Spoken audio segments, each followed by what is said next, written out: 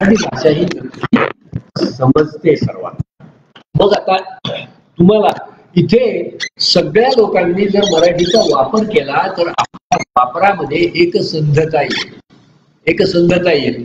एखादी बँक असू दे, एखादं कार्यालय असू दे, एखादा व्यापारी असू दे, एखादा काही कुठलाही व्यवहार असू दे, तुम्ही जितका व्यवहार महाराष्ट्रात मराठीमधून कराल तेवढा लोकांचा तुमच्या संस्थेशी होणारा व्यवहार, त्यांना लोकांचा तुमच्या संस्थेवर असणारा विश्वास, आपुलकी, प्रेम हे वाढणार आहे.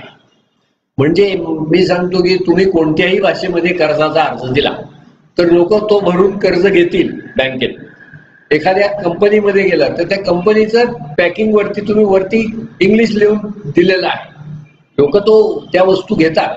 चहा असो, साबण असो, काही असो, ते सगळं घेतात.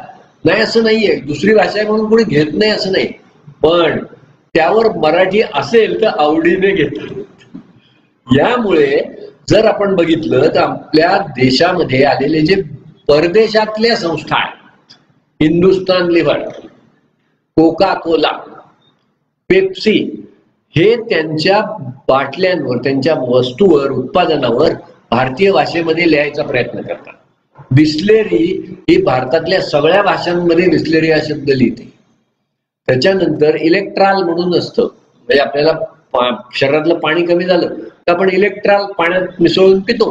ते मीठ आणि ते दोन प्रकारच्या मिठांचं मिश्रण आहे. पण हे मिश्रण, त्याचं जे पाकिट आहे ते 4 रुपयाचं पाकिट असतं, पण त्यावर सगळ्या भाषा लिहिलेल्या आहेत. भारतातल्या सगळ्या भाषेमध्ये इलेक्ट्रॉल शब्द लिहिलेला आहे. असाच प्रकार मी अलाहाबाद आणि वाराणसी भागात पाहिला.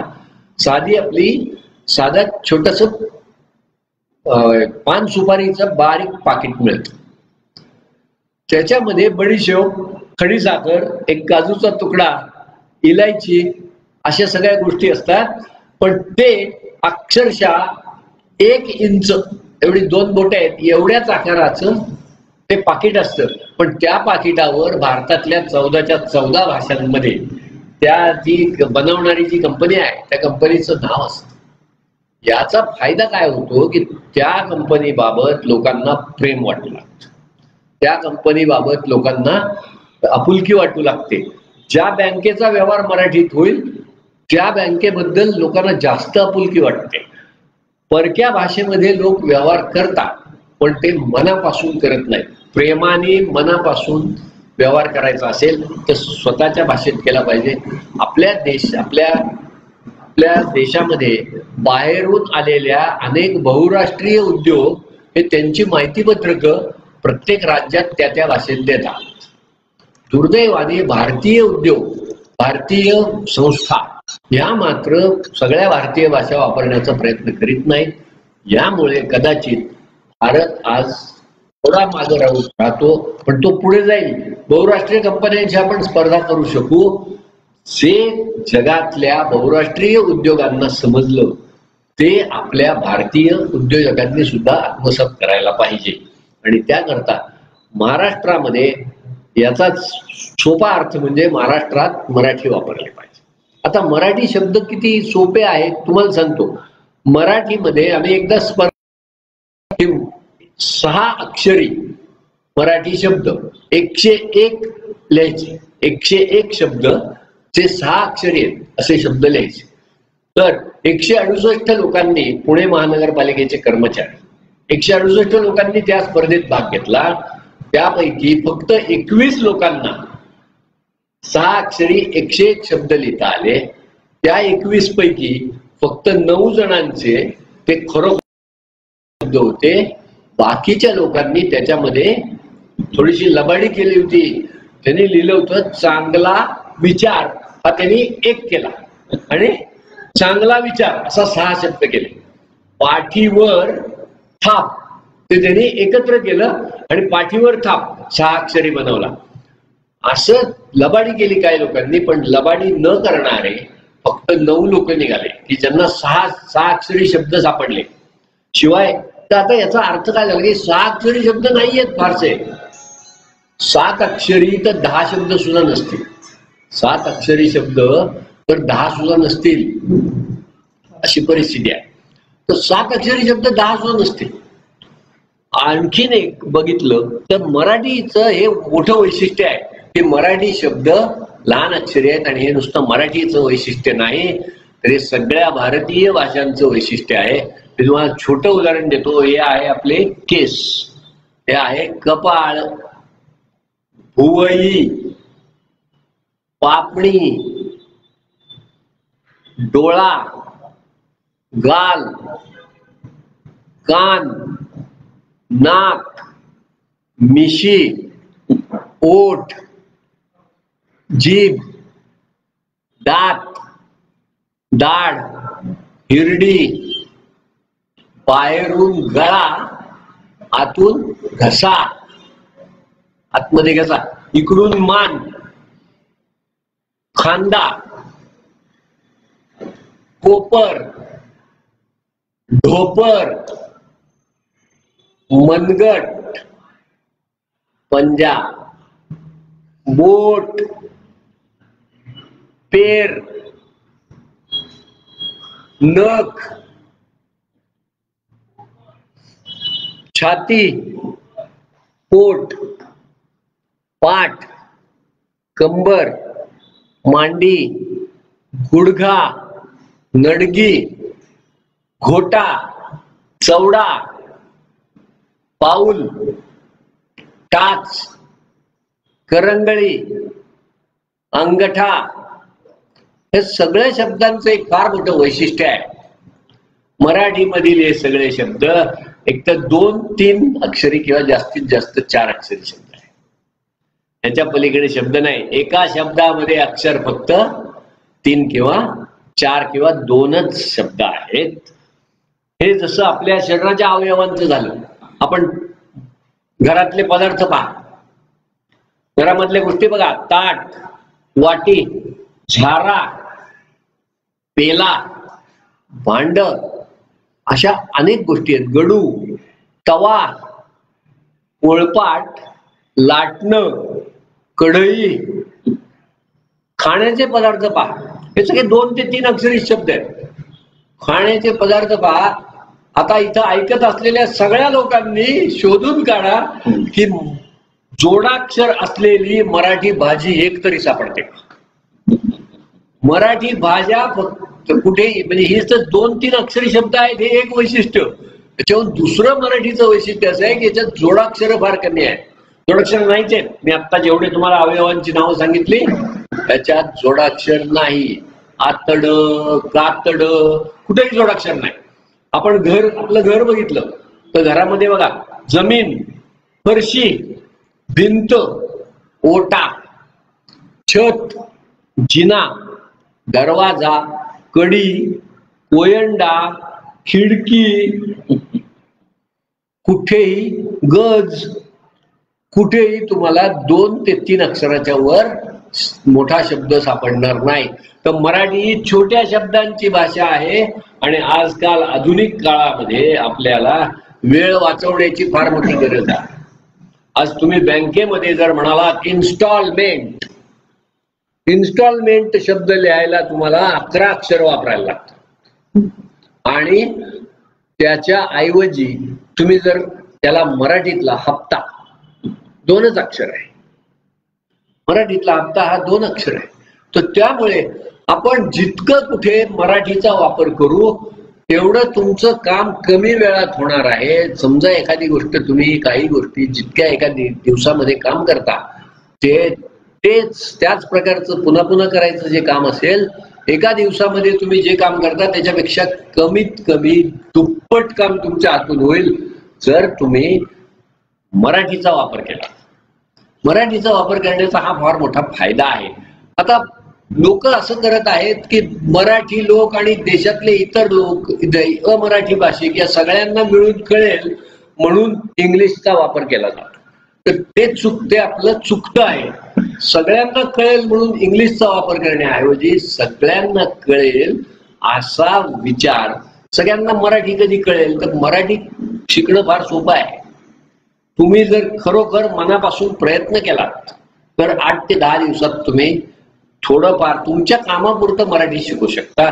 आता इथे कोणकोणत्या क्षेत्रातले लोक आहेत मला माहित नाही, परंतु मी तुम्हाला एक निश्चित सांगू शकतो, तुम्ही बँकेत अधिकारी असाल, तुम्ही विमा कंपनीत असाल, तुम्ही बिस्किट विकणारा धंदा असेल, तुमचा साबण विकणारा धंदा असेल, तुमचा सतरंज विकणारा धंदा असेल, तुम्ही सीए असाल, तुम्ही कोणत्या ज्या व्यवसायात असाल त्या व्यवसायामध्ये पुन्हा पुन्हा लागणारे शब्द फार तर 1000 शब्द असतात. त्या 1000 शब्दांचे, त्या 1000 पैकी 900 ते 950 शब्दांना मराठी प्रतिशब्द आज तयार सापडतील तुम्हाला. उरलेल्या 40-50 साठी नवीन करावे लागते. नवीन शब्द निर्मिती, नवीन कोश निर्मिती चालू असते. नवे नवे कोश येत असतात, त्यात नवीन शब्दांचे अर्थ मिळतात. आता पेन ड्राईव्ह, याला माझ्याकडे एका 10वी पास झालेल्या मुलाने त्याला शब्द दिला. तो म्हणाला की पेन ड्राईव्ह म्हणजे काय आहे, की संगणकातली माहिती तो काढून घेतो, तिथून खुडून घेतो आणि आपल्या स्वतःमध्ये साठवून ठेवतो. तर ह्या पेन ड्राईव्हला घोडेसाहेब तुम्ही खुडी म्हणा म्हणला. कारण आमच्या मराठवाड्यामध्ये गावाकडे म्हणाला आम्ही आंबा काढण्याकरता एक मोठा बांबू असतो, त्याच्यावरती जाळी असते आणि एक सुरी असते. तर आंब्याला तो आंब्याचं देठ कापतो आणि आंबा जाळीत पडतो आणि मग ते खाली घेतात आणि तो आंबा ठेवतात. खाली पडू नये आंबा म्हणून तो असा काढतात काप. मग त्यांच्या लक्षात आलं तर तो म्हटलं ते काय काम आहे की आंबा खोडायचा आणि स्वतः त्या जाळीत साठवून घ्यायचं. मग इथे माहिती खोडायची आणि स्वतःमध्ये साठवून घ्यायची. मग या वस्तूला आम्ही तिकडं आंबा काढणाऱ्या वस्तूला खुडी म्हणतो, तर इथेही आपण त्याला खुडी म्हणूया. तर खुडी हा शब्द 2 अक्षरी आहे. पेन ड्राईव्ह देवनागरी लिपीत 5 अक्षरी आणि त्याच्याही पुढे याला तुम्ही तर इंग्लिशमध्ये लिहिला तर 8 अक्षरी. मग वेळ तुमचा रोज वाचणार आहे. तुम्ही जर ठरवलं की अरे आपल्याला कॉमन भाषा येत नाही कुठली तरी म्हणून आपण इंग्लिश वापरू, तर इंग्लिश वापरल्यामुळे तुम्हाला बहुतेक गोष्टींची जी अक्षर संख्या आहे ती दुप्पट, तिप्पट, चौपट किंवा काय काय ठिकाणी 5 पट होते. तुम्ही जे काम मराठीत 1 तासात करू शकाल ते काम इंग्लिश मधून करायला 2 तास, 2.5 तास, 3 तास, 4 तास लागू शकतात. एवढा जास्त वेळ लागल्यामुळे ताण येतो. कामाचा ताण अलीकडच्या काळामध्ये मोठ्या प्रमाणावर आलेला आहे. याचं कारण आपण कमी शब्दांच्या भारतीय भाषा टाळल्या आणि त्याऐवजी इंग्लिशचा वापर सुरू केल्यामुळे आपल्याला वेळ जास्त लागतो आहे रोजचं काम संपवायला. त्याचं छोटंसं उदाहरण तुम्हाला सांगतो की कुठली मराठी शाळा ही 4.5 तास चालते. सकाळी 7 ते दुपारी 12 किंवा दुपारी 12:30 ते संध्याकाळी 5. 4.5 तासामध्ये मराठी शाळेमध्ये जेवढं शिकवलं जातं तेवढंच इंग्लिश मिडियमच्या शाळेत शिकवायचं असतं. अशा वेळेला मात्र त्या शाळांना तेवढंच भाग सगळा शिकवायला सकाळी 7:30 पासून दुपारी 2 पर्यंत, कुठे 3 पर्यंत, कुठे 4 पर्यंत 6 ते 8 तास शाळा चालवायला लागते. जे गोष्ट तुम्ही मराठीत 4.5 तासात शिकवू शकता, रोज 4.5 तास चालवून शाळा. आणि शिवाय मराठी शाळांमध्ये जानेवारी महिन्यातच सगळा पोर्शन संपतो आणि फेब्रुवारीमध्ये शाळेतले शिक्षक हे मुलांना गोष्टी सांगत असतात. आणि बहुतेक इंग्लिश मिडियमच्या शाळेत शेवटच्या परीक्षेच्या आदल्या दिवसापर्यंत, शाळेच्या शेवटच्या दिवसापर्यंत पोर्शन संपत नाही. याचं वेगळे कारण आहे. मराठीमध्ये is, of, on, are, a, and, the, then, there असे जे अनेक शब्द इंग्लिशमध्ये वापरावे लागतात, वाक्यात कंपल्सरी वापरावे लागतात, ते मराठीत वापरावे लागत नाहीत. सुट्टे करून वापरावे लागत नाहीत. त्यामुळे आणि मराठी शब्द मुळातच लहान आहेत. मराठी शब्द लहान, मराठी वाक्य पण लहान आहेत, कारण त्याच्यामध्ये हे लोक कमी आहेत. अतिशय फिजिक्स, मी मॅथमॅटिक्स आणि फिजिक्स शिकवतो, त्यामुळे फिजिक्स मधलं मला माहिती आहे की when a force is applied on a body an acceleration is produced in that body. यामध्ये 15 शब्द आणि 63 अक्षर आहेत. मात्र याऐवजी मराठीमध्ये वस्तूवर बल लावल्याने तिच्यात त्वरण निर्माण होते. 6 शब्दामध्ये हेच काम संपतं. आणि याला अक्षरं लागतात 21. इंग्लिशमध्ये 63 अक्षरामध्ये जे काही ज्ञान, जे विज्ञानातला गुण आपण मुलांना सांगतो आहोत, जो मुलांना कळणार आहे, तोच मराठीमध्ये 21 अक्षरात पूर्ण होतो. मग मराठी जे 21 अक्षरात होतं त्यासाठी इंग्लिशमध्ये 63 अक्षरं लागतात. म्हणून 4.5 तासाच्या ऐवजी शाळा 8 तास चालवावी लागते. शिवाय 3 तास कुठेतरी क्लासला जायला लागतं, कळलं नाही म्हणून. तर हा एक भाग आहे. मराठीमधले शब्द अर्थवाही आहेत, त्यामुळे मराठीमधले अनेक शब्द अर्थवाही आहेत, कारण ते शब्दाला शब्द जोडून सामासिक शब्द निर्माण करण्याची एक पद्धत मराठीमध्ये आहे. आता मी सगळं हे तुम्हाला सांगतोय, तर मराठीचा वापर आपण महाराष्ट्रात का करायला पाहिजे? तर सरकारचा कायदा आहे किंवा आता मराठीत 15वडा साजरा झालाय, याच्यात कोणीतरी संदेश देते म्हणून मराठी वापरायची असं डोक्यात धरू नका. मराठी वापरणे हे आपल्या व्यवसायाच्या, आपल्या संस्थेच्या, आपण जे काही काम करतो आहोत त्या सगळ्या कामाच्या दृष्टीने हिताची बाब आहे. ती एक आपल्याला लाभकारक बाब आहे, म्हणून मराठी वापरायचं आहे. दुसरी गोष्ट अशी आहे की महाराष्ट्रामध्ये आपण सगळेजण स्थायिक झालेले आहात. आपल्यापैकी जे जे अमराठी व्यक्ती आहेत त्यांचं मूळची भाषा दुसरी कोणती तरी असेल, पण तुम्ही आता महाराष्ट्रात स्थायिक झालेले आहात. तुम्ही मला खरंच सांगा की आपल्या इथं एखादा मोर असतो, मोराला पण खायला दाणे मिळतात. मोर इथे राहतो, थोडा इकडून तिकडे जातो, उड्या मारतो, काही दिवस राहतो, तर त्याचं आयुष्य इथे चांगलं जातं, त्याला खायला मिळतं, त्याचं सगळं. पण मोराशी काही माणसं गप्पा मारू शकत नाही, कारण मोराला मराठी येत नाही.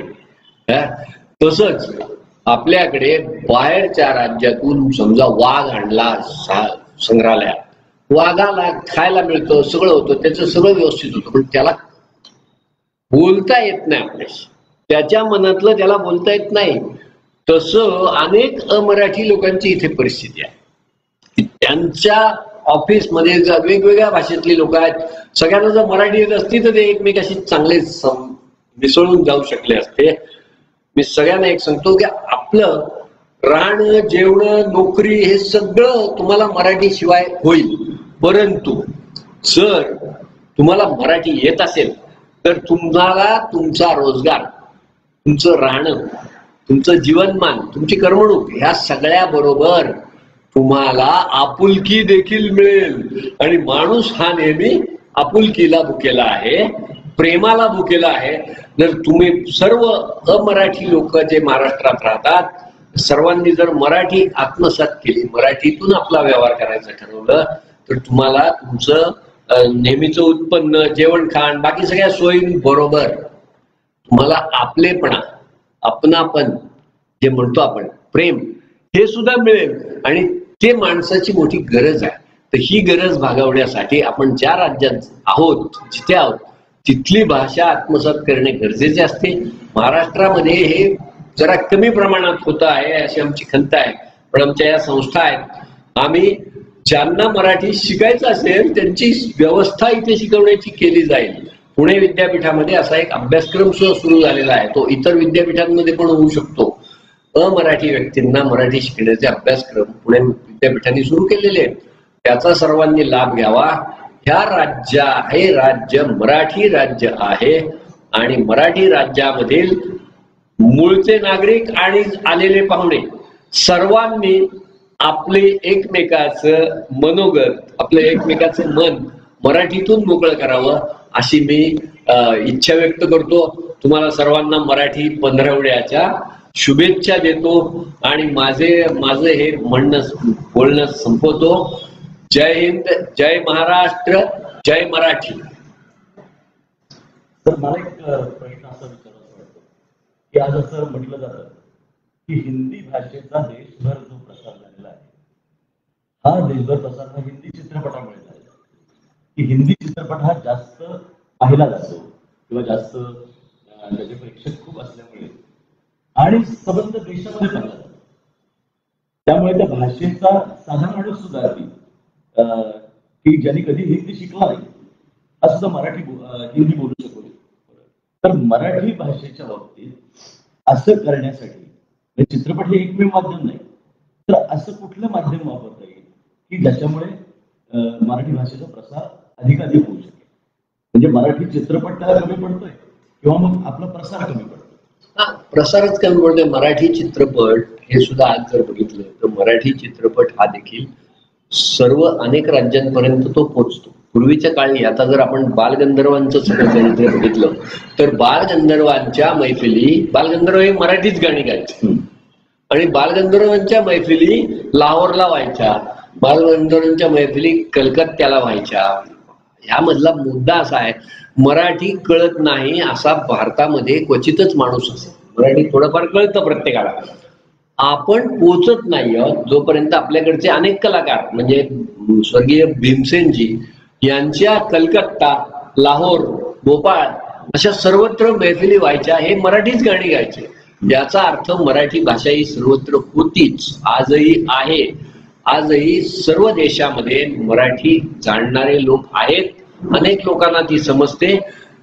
संपूर्ण देशातले लोक मुंबईमध्ये येत असतात. मुंबईमधून ते परत जाताना आपल्या बरोबर थोडीशी मराठी पण घेऊन जातात आणि ती आपल्या आपल्या ठिकाणी ती रुजते. जसं एखादा माणूस कुठून तरी एक तुळशीचं रोप आणलं तर घरी नेऊन लावलं तर तिथे तुळस उगवते. तसं मराठीचा प्रसार मुळात सगळीकडे झालेला आहे. मराठीचा प्रसार नाहीये असं आपण जे मानतो तसं नाहीये. आपण मराठी चित्रपट तर सगळीकडे पोचतातच, पण मराठी नाट्य पण आपण नाटकांचं पण दौरे ठिकठिकाणी केले पाहिजेत. आणि मला असं वाटतं की वेगवेगळ्या राज्यातल्या ज्या साहित्य संस्था आहेत त्या साहित्य संस्था आणि महाराष्ट्रातल्या साहित्य संस्था यांनी एकमेकांच्या आदान प्रदानाचा काही कार्यक्रम ठरवला पाहिजे. तो अद्याप तितकं फार मोठ्या प्रमाणावर होत नाही. आतापर्यंत समजा कन्नड आणि मराठी, बंगाली आणि मराठी याची भाषांतर आहेत, त्यांचे काही चर्चा होतात, हे वैयक्तिक पातळीवर चालू आहे. पण त्याऐवजी संस्था पातळीवर काही एकत्र कार्यक्रम करता येतील का? जसं आपण मराठी पंधरवडा साजरा केला आहे तसा महाराष्ट्र आणि कर्नाटक मिळून मराठी कन्नड पंधरवडा, महाराष्ट्र सरकार आणि गुजरात सरकार मिळून मराठी गुजराती पंधरवडा असं काही करता येईल का? हे करता येणं शक्य आहे.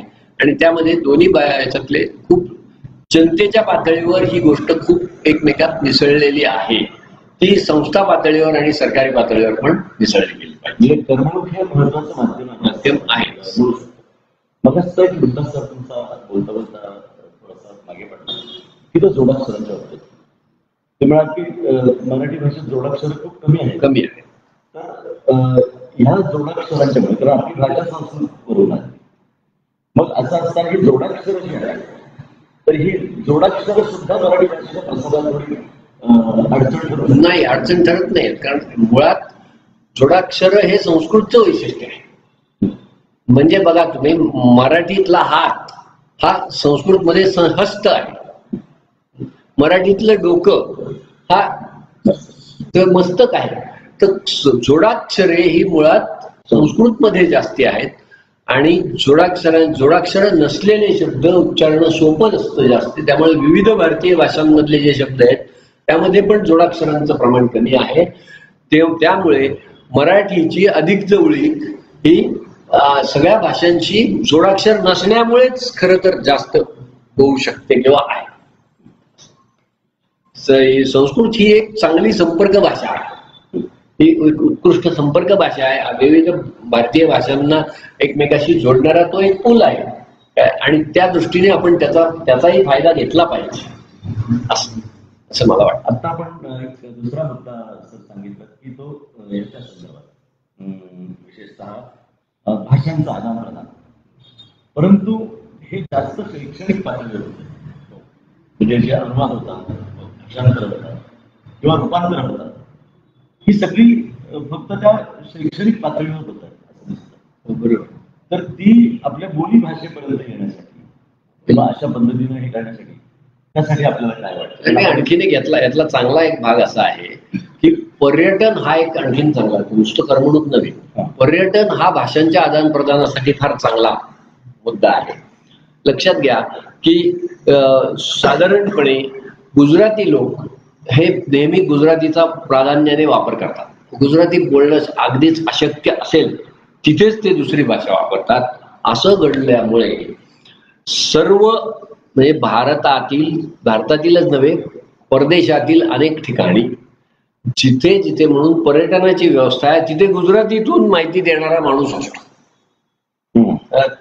जगभरातल्या विमानतळांवर गुजरातीतून माहिती देणारा माणूस असतो, कारण त्यांनी ती मागणी केली आहे. तसंच मराठीने सुद्धा ही मागणी करावी. प्रत्येक जण बहुभाषिक व्हावे. माझे वडील हे अगदी सामान्य मॅट्रिक झालेलेच होते, पण माझ्या वडिलांना 8 भाषा येत असत आणि ते कुठलीही भाषा बसून शिकायची ठरवून शिकलेले नव्हते. मुळात भाषावार प्रांतरचना होण्यापूर्वी अनेक लोकांना ठिकठिकाणी जायला लागायचं, तेव्हा भारतातल्या बहुतेक सगळ्या लोकांना 7-8 भाषा येतच असत. आता भाषावार प्रांतरचनेमुळे आपण उगीच महाराष्ट्र म्हणजे मराठी असं करून घेतल्यामुळे हा गोंधळ झालेला आहे. हा ऍक्च्युली महाराष्ट्र म्हणजे मराठी नाही, मराठी ही एक भारतीय भाषा आहे आणि मराठी ही खरं तर अखिल भारतीय भाषा आहे. आपल्याकडचा म्हणजे खूप काळ जर बघितला, 200-250-300 वर्ष हे महाराष्ट्रातल्या मराठी सत्ता ही 70% भारताच्या भूभागावर होती. त्या सर्व भागामध्ये मराठी सरदार इथे पोचलेले होते आणि राज्यकर्त्यांची भाषा म्हणून मराठी सर्वत्र पोचलेली होती. जशी हिंदी सर्वत्र पोचलेली आहे, मराठी सर्वत्र पोचलेली आहे. आज आपण बघितलं तर व्यापाराच्या माध्यमातून गुजराती पण सर्वत्र पोचलेली आहे. तामिळनाडूतल्या माणसाला सुद्धा थोडीफार गुजराती येते, पण त्याचा धंद्याशी संबंध आहे. तसंच आपण कप्पे न करता आपलं सारं जीवन आपण मराठीचा प्रसार करू. आपण इतर ज्यांना मराठी येत नाही त्यांना येत नाही म्हणून वेगळं न मानता, ज्याला मराठी येत नाही तर महाराष्ट्रातल्या प्रत्येक मराठी माणसाने असं ठरवावं की आपल्या परिचयातला कुठल्याही प्रांतातला असू दे, तो महाराष्ट्रात राहत असू दे नाही तर त्याच्या राज्यात राहत असू दे, आपण कमीत कमी 5 लोकांना मराठीतून काही वाक्य बोलायला शिकवायची. त्यांना त्याचाच रस वाटेल. मग एक वाक्य त्याला जमलं तर त्याला कोणालाही आनंद होतो की आपण दुसऱ्या एका भाषेत बोलता आलं. आणि मुख्य म्हणजे इथं जे अमराठी जे श्रोते आहेत त्यांना मला एक सांगायचंय की तुम्ही जर मराठी भाषा आत्मसात करून घेतली तर तुमच्या व्यक्तिमत्वात कमतरता येणार आहे का व्यक्तिमत्व अजून समृद्ध होणार आहे? एक नवीन भाषा येणं ही एक समृद्धीची गोष्ट आहे. तर ही समृद्धी आहे हा विचार आपल्याकडे थोडासा एकूणच भारतीय पातळीवर मागे पडलेला आहे की अन्य भाषा येण्यामध्ये समृद्धी आहे, तर ती समृद्धी आपण गाठली पाहिजे. तर शेवटचा छोटा प्रश्न आहे, मग आपण की महाराष्ट्रामध्ये विशेषतः मुंबईमध्ये पुण्यामध्ये रोजगार खूप उपलब्ध आहे.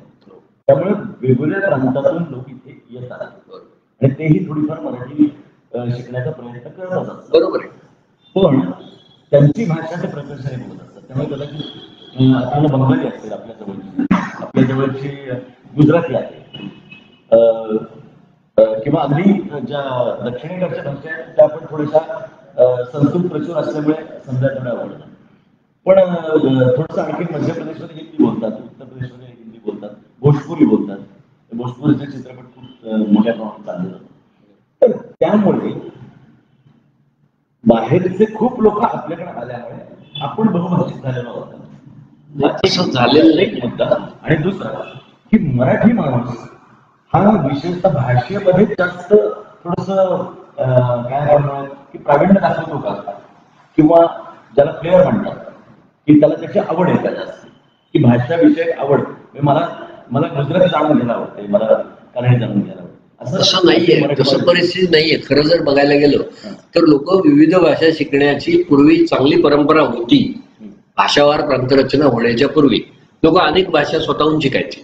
अनेक लोक मॅट्रिकला 4-4 5-5 भाषा घ्यायचे मॅट्रिकच्या परीक्षेत. पण आता मात्र तसं घडत नाहीये. आता लोक 1 किंवा 2-3 भाषा सक्तीच्या असतात म्हणून घेतात. काही ठिकाणी त्या 3 नव्हे त्यातली 1-2 गाळायचा प्रयत्न करीत असतात.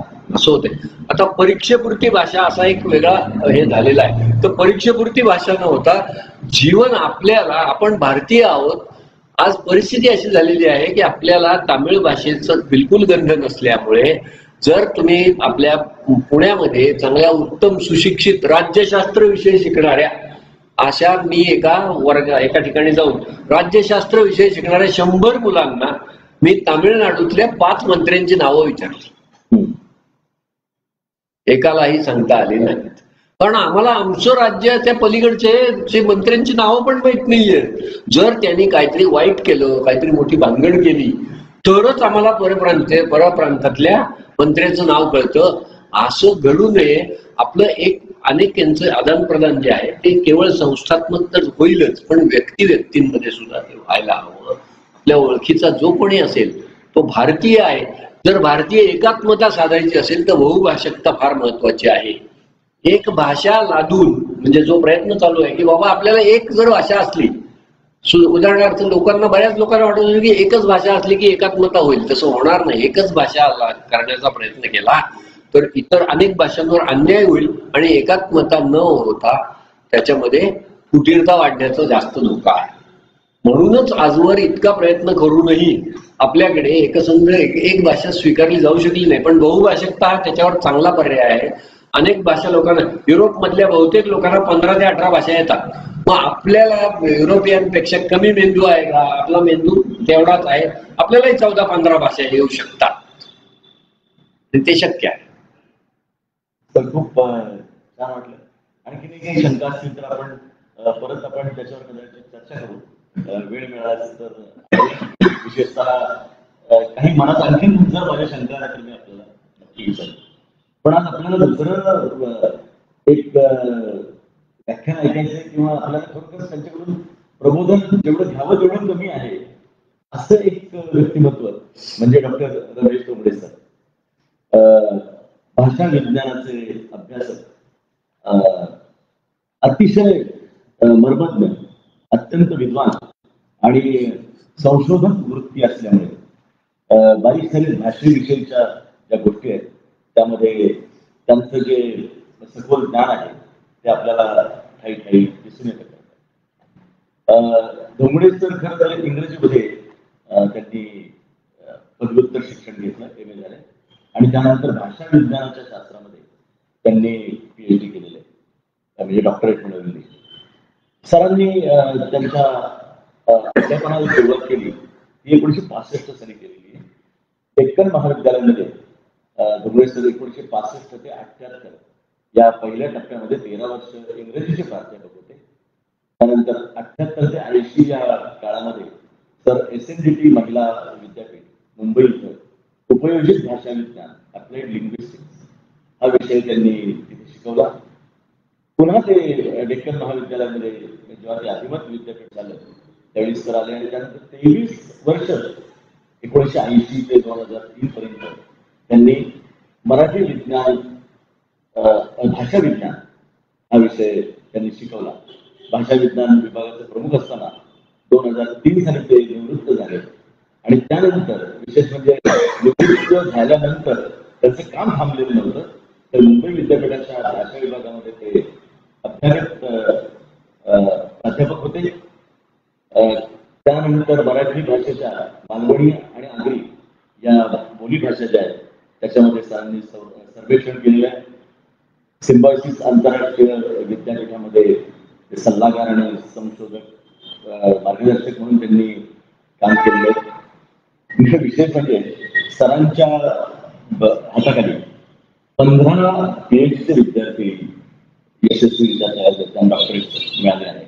सरांची ग्रंथसंपदा ही खूप मोठी आहे. त्यामध्ये विशेषतः आपल्याला लक्षात येतं की भाषेवर प्रेम असणं आणि भाषा स्वतःच्या रक्तात कशी मिसळून घेणं. जसं तुम्हाला मराठी काका म्हणतात तसं सरांच्या रक्तातही मराठी भाषा किंवा भाषेचं विज्ञान वाहत असतं असं म्हणायला हरकत नाही.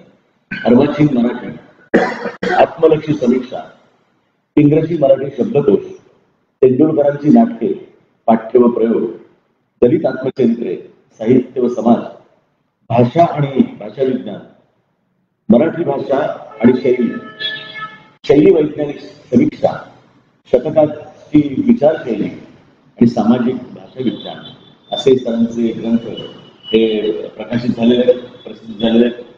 आणि त्यामुळे सर हे या केवळ मराठीच नव्हे, मराठी तर आहेच, परंतु सर्व भाषांमधले एक अत्यंत ज्येष्ठ असे अभ्यासक. कारण सर आज अद्यापही त्यांचं अभ्यासाचं कार्य जे आहे ते स्वतंत्रपणे सुरू असतं. आता एक नवीन प्रकल्प सुद्धा सरांनी हाती घेतलेला आहे. त्यामुळे असं निश्चितपणे म्हणावं लागतं की आपण जेव्हा म्हणतो की माणूस हा आयुष्यभर विद्यार्थी असतो, तसं सर हे ध्यान लोकांना जरी म्हणजे विद्यार्थ्यांना अनेक शिकवलं असलं तरी सर हे अद्याप विद्यार्थी म्हणूनच स्वतःला मानतात.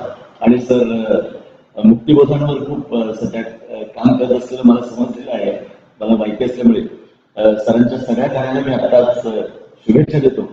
आणि सर आपण भाषा वैज्ञानिक दृष्टीनं आणि सर्वसामान्यांच्या दृष्टीनं या दोन्ही दृष्टीनं आपण आपलं निवेदन सादर करावं अशी मी आपल्याला विनंती करतो.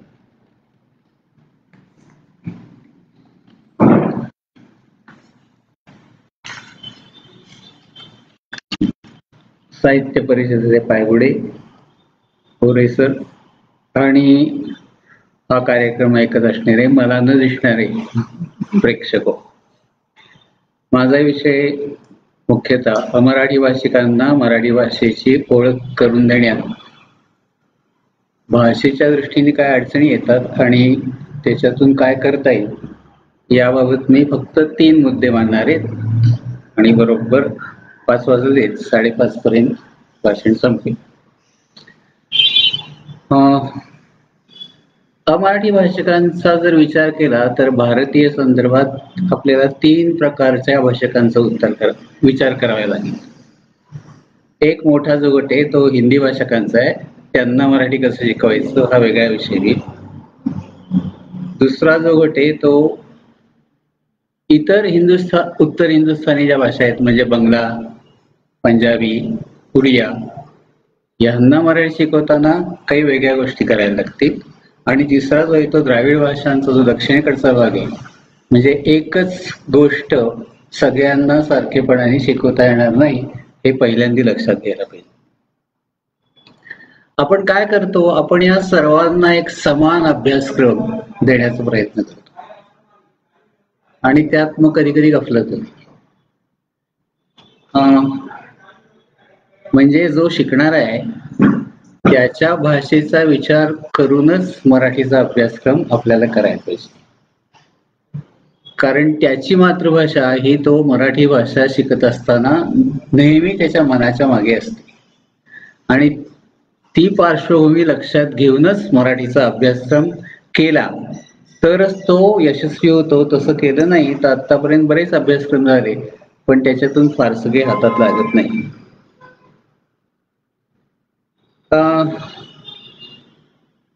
असं एक करता येईल की मराठीच्या रचनेचा विचार करून मराठीचा अभ्यासक्रम तयार करायचा, मराठीचे अभ्यास तयार करायचे आणि प्रत्येक भागाच्या शेवटी जो भाषक आहे म्हणजे तो तमिळ असेल, हिंदी असेल तर त्याच्या भाषेच्या अडचणी किंवा त्याच्या भाषेची वैशिष्ट्य लक्षात घेऊन मराठीसाठी खास तरतूद त्या अभ्यासक्रमात करायची. हा एक त्याच्यातून मार्ग आहे. म्हणजे फक्त मराठी भाषेच्या रचनेचा विचार करून अभ्यासक्रम करायला हरकत नाही, पण त्याला आपल्याला एक जोड द्यायला लागेल, नाहीतर तो भाषक आपल्याला काही येत नाही म्हणून अभ्यासक्रम शिकण्यास थांबवेल आणि असं होतं. आता नुकताच एक मुंबई यांनी असं सांगितलं की पुणे विद्यापीठाने मराठी भाषेचा अभ्यासक्रम सुरू केलाय. मला वाटतं 2-3 वर्षापूर्वी मुंबई विद्यापीठाने आणि राज्य मराठी विकास परिषद यांच्यातर्फे मराठी भाषेचा एक चांगला अभ्यासक्रम तयार केलाय आणि त्यात बरेचसे भाषा वैज्ञानिक आहेत आणि तो चालू आहे. तो सरकार शासकीय अधिकाऱ्यांना मराठी कसं शिकवायचं आणि ते शिकवणंही चालू आहे. तो अभ्यासक्रम जरूर आपण डोळ्याखालून घालावा.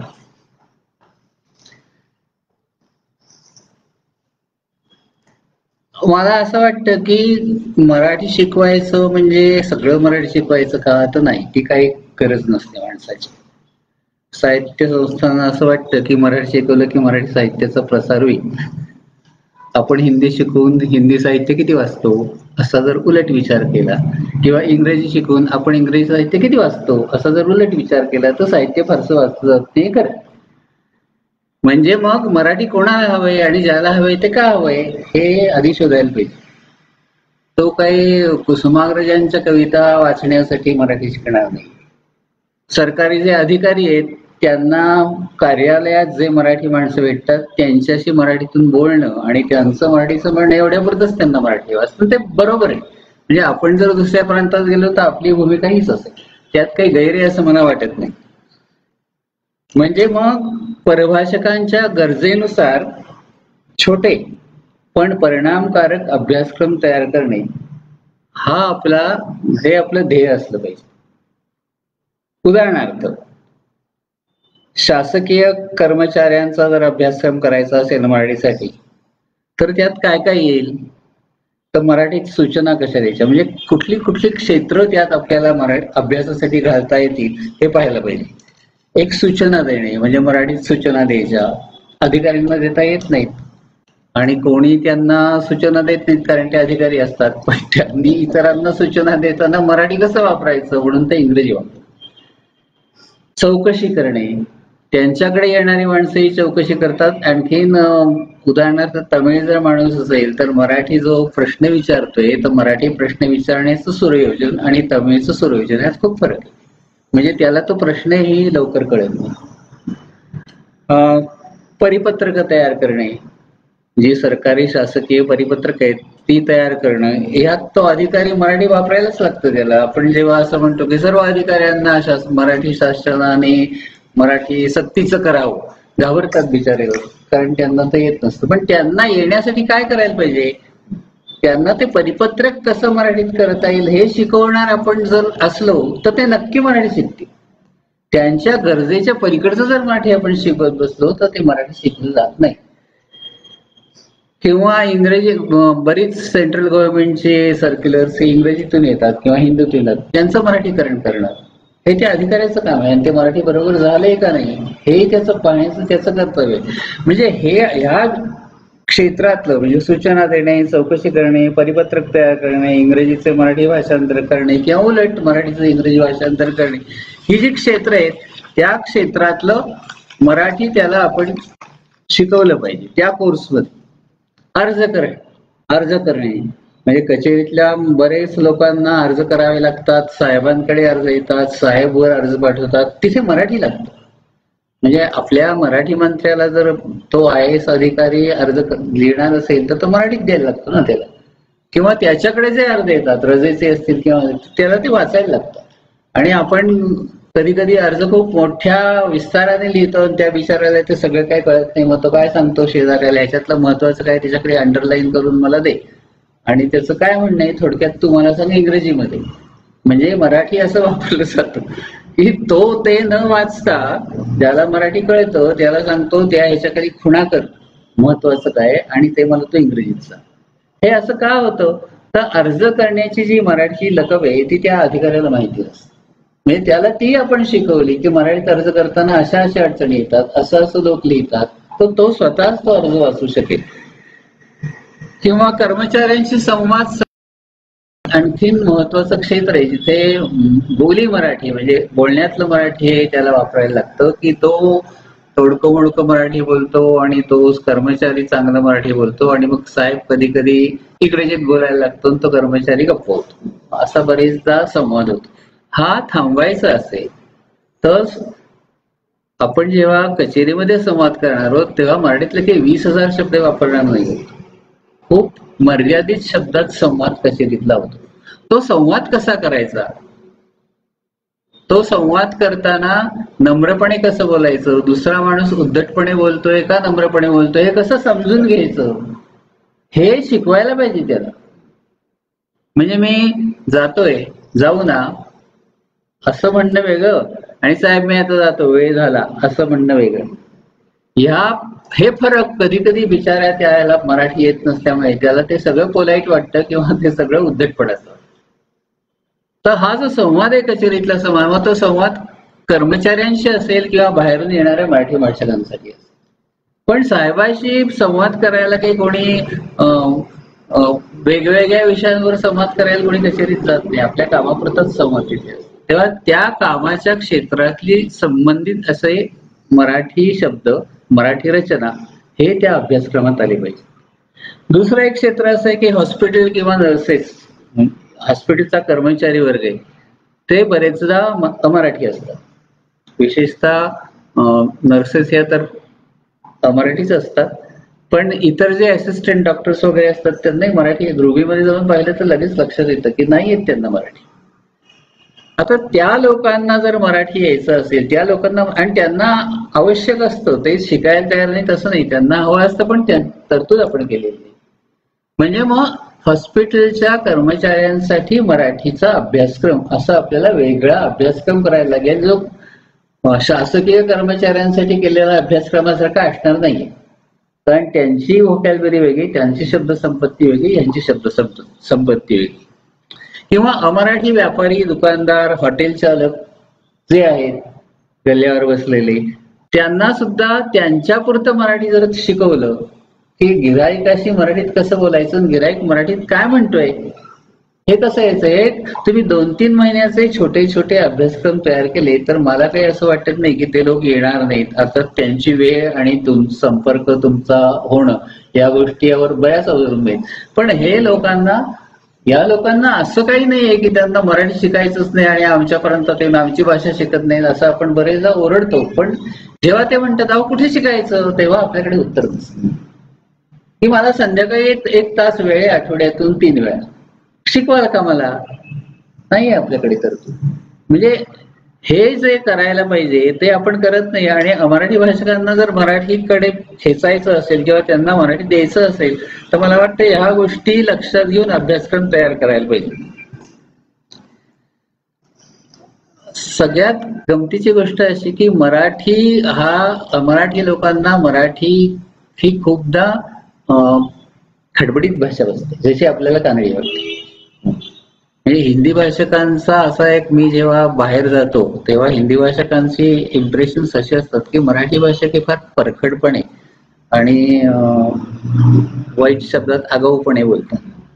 म्हणजे त्यांच्यात विनम्रता कमी असते. असं का होतं, आम्ही भाषा विज्ञानाच्या दृष्टीतून जेव्हा अभ्यास केला तेव्हा आम्हाला असं लक्षात आलं की हिंदी भाषा का बोलताना वाक्यरचना त्याची कशी का असे ना, तो 2-3 शब्द थांबून मग परत थांबून मग परत थांबून असं सावकाश सावकाश सावकाश बोलतो. आणि त्याच्या जो टोन असतो तो एक समांतर असा टोन असतो. आपली माणसं म्हणजे सर्वसामान्य मराठी भाषक हा एक भरभर बोलतो, म्हणजे त्याला एकदा बोलून टाकून मोकळं व्हायचं असतं. ही जी आपली वृत्ती आहे ही एक वृत्ती आहे सर्वसामान्य भाषकांची, ती आपल्याला बदलायला लागेल. ही आणि नम्रपणे बोलताना टोन कसा वापरला पाहिजे, परखडपणे बोलताना तो टोन कसा वापरला पाहिजे, हे अभ्यासक्रमात शिकवायला पाहिजे. मराठीचा अभ्यासक्रम म्हणजे केवळ शब्द आणि वाक्य असं नाहीये. मराठी बोलण्याच्या ज्या खासियती आहेत, मराठी बोलण्यात जे जे काय लागतं ते आधी शिकवायला पाहिजे, तरच त्याला असं वाटेल की आपल्याला मराठी येतं. आपण उदाहरणार्थ तामिळनाडूमध्ये गेलो, यांनी उदाहरण दिलं तर तमिळमध्ये आपण ज्याला तामिळनाडू असं म्हणतो तेव्हा तो माणूस आपल्याकडे पाहतो, त्याला लगेच लक्षात येत की याला मराठी तामिळ येत नाही. त्यामुळे तमिळमधला अळ आणि मराठीतला अळ हे दोन्ही वेगळे ध्वनी आहेत. म्हणजे आपल्याला मराठीचे जे ध्वनी आहेत ते त्याला येतात का नाहीत हे पाहिलं तरच त्याला आनंद वाटेल ना की आपण, नाहीतर मग हा गुजराती माणूस मराठी बोलतोय, हा कानडी माणूस मराठी बोलतोय असं आपण जेव्हा म्हणतो ते असं का म्हणतो, तर तो बिचारा कानडी जे ध्वनी असतात ते मराठी वापरताना करतो. जसं भारतीय बरेचसे इंग्रजी भाषक हे भारतीय ध्वनी वापरून चक्क किल्ड असं वगैरे म्हणतात, केळीच्या ऐवजी केळड म्हणतात, कारण ईडी आलेला असतो. आणि आपण शाळेत शिकवताना असं म्हणतो, पास्ट टेन्स करताना मग ईडीचा उच्चार कोण करणार, वाकडं, कारण तिथे एल आहे के आहे. म्हणजे आपण काय करतो, जी भाषा आपल्याला शिकायची आहे किंवा जी भाषा शिकवायची आहे त्याच्या ध्वनी व्यवस्थेकडे संपूर्ण दुर्लक्ष करून आपली ध्वनी व्यवस्था त्याच्यावर लादतो. आणि अशा तऱ्हेने आपल्याला मराठी शिकवायचं नाही, म्हणजे शिकवू नये, कारण त्याचा त्याला उपयोग होणार नाही. म्हणजे आता हा प्रश्न असा येतो की भाषेची जी घाटणी आहे, मराठीची जी घाटणी आहे, त्यात अमराठी लोकांना अवघड जाईल असं काय, असं काही नाहीये की काहीच अवघड नाहीये, सगळ्यांना छानपैकी येईल असं अजिबात नाही, किंवा सगळ्या भाषा अवघड असंही नाही. पण सगळ्या भाषा फार सोप्या आहेत असंही नाहीये. प्रत्येक भाषेला तिची एक लकब असते, तिची एक रचना असते, आणि जेव्हा अभ्यासक्रम तयार करणार आहोत तेव्हा आपण त्या भाषेची लकब घेऊनच अभ्यासक्रम केले पाहिजे. आता काही उदाहरणं देतो की ध्वनी स्तरावरची जर आपण उदाहरणं पाहिली तर तुमच्या लक्षात येईल की छ छ ज झ हे संस्कृत मधून आपण घेतले, म्हणजे चार किंवा छदाम किंवा जास्त किंवा झेंडू याच्यातला छ छ ज झचे उच्चार, आणि चमचा, जमात आणि जगले याच्यातला च छ ज झ हे वेगळे आहेत. पहिले म्हणताना जीभ मागे जाते, छ छ ज झ, ज्याला मृदू तालू म्हणतात. मग मी सगळे टेक्निकल शब्द नाही वापरत कारण सर्वसामान्य माणसांना ते कळणार नाही, पण जीभ मागे जाते आणि छ छ ज झ चे उच्चार होतात. त्याच्या उलट थोडी जीभ पुढे येऊन च छ ज झ, आणि गंमत अशी आहे की च छ ज झ हे चार ध्वनी हे फक्त मराठीची वैशिष्ट्ये. आणि लक्षात येतं शिकवताना की तुम्ही त्याला जर फक्त लिहिलेला शब्द दिला याला चार म्हणायचं की चार म्हणायचं, याला चमचा म्हणायचं की चमचा म्हणायचं, ही आहे मराठी लोकांची अडचण आहे. म्हणजे त्याला च छ ज झ आणि च छ ज झ ह्या ध्वनींचं बोलण्यासाठी खास अभ्यासक्रमात तरतूद केली पाहिजे. नाहीतर मग त्याला पटकन कळतं की आपलं मराठी काय बरोबर नाही. लोक हसतात आपलं मराठी वेगळे त्यांच्या लक्षात येतं आणि त्याला वाटतं मग काय मराठी शिकून फायदा झाला मला. म्हणजे त्याला हे मराठीची चारही ध्वनी देणं हे शिक्षकाचं आणि अभ्यासक्रमाचं काम. आणि ते न शिकवता केवळ लिखित मराठी किंवा केवळ वाक्यरचना घेऊन मराठी येणार नाही. म्हणजे दोन्ही बोलण्याचं जर त्याला आपण बोली मराठी शिकवणार असेल तर ह्या गोष्टीचा विचार केलाच पाहिजे.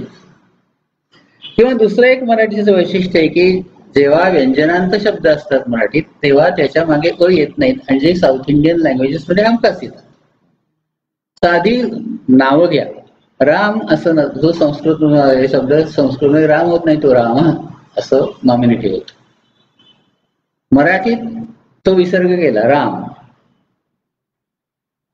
द्रविडी भाषेत शेवटचं व्यंजन याला स्वर यायलाच लागतो. त्यामुळे ते रामा ते कधीही राम म्हणणार नाही, ते कधीही अशोक म्हणणार नाहीत अशोका. जर हिंदी भाषिक सिनेमातलं जर द्रविडी भाषेचा लोकांचा उच्चार केला तर लक्षात येईल की ते स्वर लावतायत जो मराठीत आपण लावत नाही.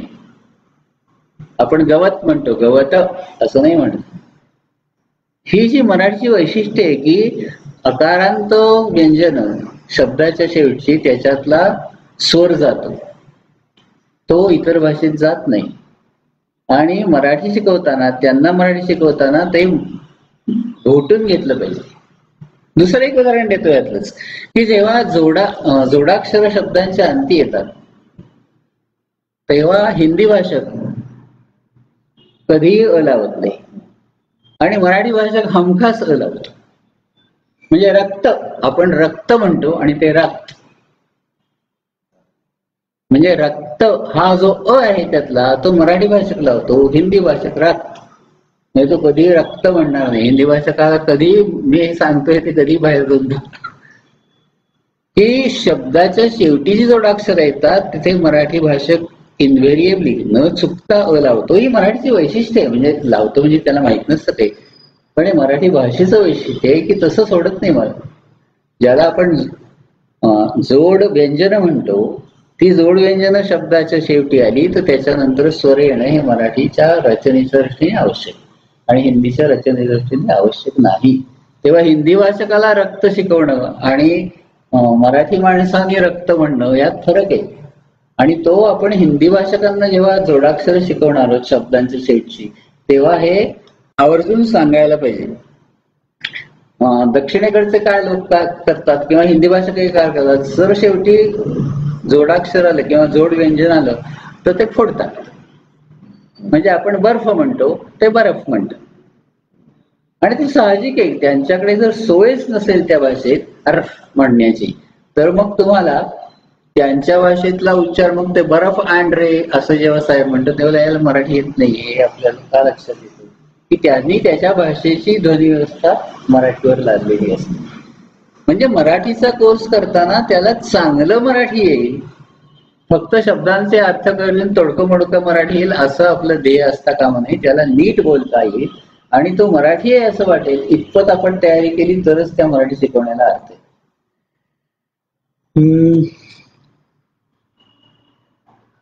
आता आपण दुसऱ्या स्तरावर शब्दस्तरावर जाऊ.